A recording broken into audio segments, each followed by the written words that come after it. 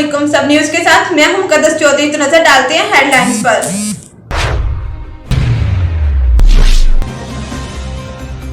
वफाकी वजीर ने कहा कि लोगों ने दीन के नाम पर वोट लिया था मगर दीन के लिए कुछ नहीं किया। हमने दीन के नाम पर वोट नहीं लिया मगर दीन इस्लाम के लिए बहुत कुछ किया है। वजीर ममलकत अली मोहम्मद खान ने इन ख्यालात का इजहार शेरगढ़ में शमूलती तकरीब से किया। हमारा लीडर इमरान खान जिधर भी खड़ा होकर बात करता है तो वाज़ेह अल्फाज में कहता है मेरा आइडियल हजरत मोहम्मद है। खत्म नबूवत शक में तरमीम के दौरान बच्चों के साथ जिनसी दरिंदगी के खिलाफ और इसराइल के खिलाफ बिल पास करने में मेरा और मेरी पार्टी का अहम किरदार है। जब इसराइल के खिलाफ बात हो रही थी मौलाना फजलुर रहमान खामोश थे। जब मुस्लिम लीग के दौरे हुकूमत में खत्म नबूवत की शक में तरमीम हो रही थी तो मौलाना साहब तब भी खामोश थे। PTI और इमरान खान का मौक़िफ़ इसराइल के खिलाफ वाज़ेह है। जब तक फलस्तीन आजाद नहीं होता और मस्जिद अक्सा खुल नहीं जाती तब तक इसराइल को तस्लीम नहीं करेंगे। मौलाना साहब को बताता चलूं कि इस्लामाबाद को मार्च करने की जरूरत नहीं, इस्लाम की सरबुलंदी के लिए हम मौजूद हैं। चोरों और लुटेरों के खिलाफ हम आवाज बुलंद करेंगे और इंशाअल्लाह साल 2023 में भी तहरीक इंसाफ कामयाब होगी। और कहा मुल्की अहम अदारों के खिलाफ हजरा सराही करवाने वाले का हर हाल एहतसाब होगा। नवाज शरीफ और PDM का मिशन चोरों को बचाना है।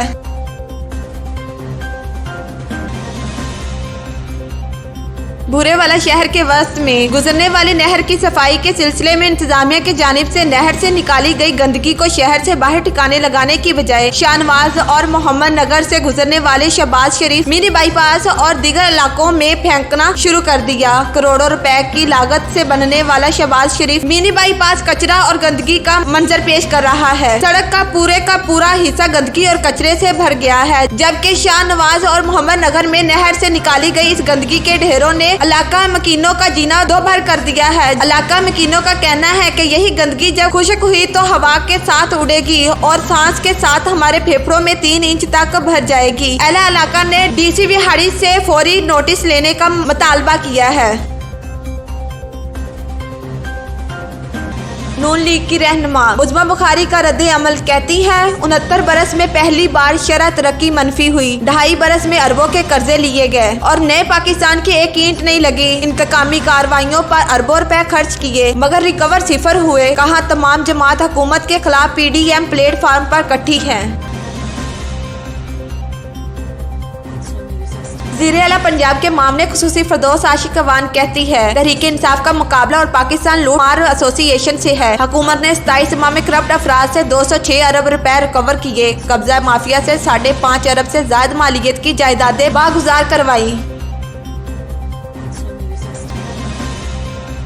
नून लीग की तर्जमान मरियम औरंगजेब कहती है कि नाअहलों से लाहौर का कचरा नहीं उठाया जा रहा। अवाम का पैसा अमानत समझकर इस्तेमाल किया तो 14,000 मेगावाट बिजली बन गई, लाहौर मेट्रो बन गई, अस्पताल बन गए। कहा 2.5 साल में हुकूमत ने 14,000 अरब का कर्जा लिया लेकिन मंसूबे की एक ईंट ना लगी। फैसला हो चुका, 19 जनवरी को तहरीरी फैसला लेने जा रहे हैं।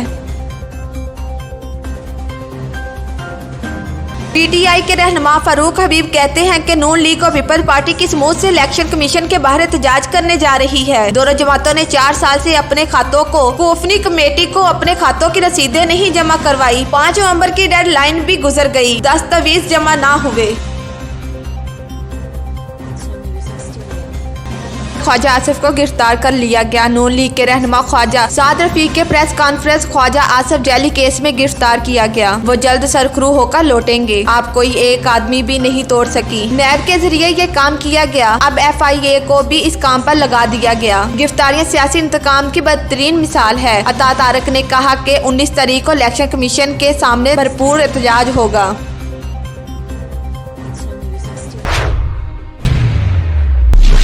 ये थी हेडलाइंस। मज़ीद न्यूज अपडेट्स के लिए देखते रहें सब न्यूज।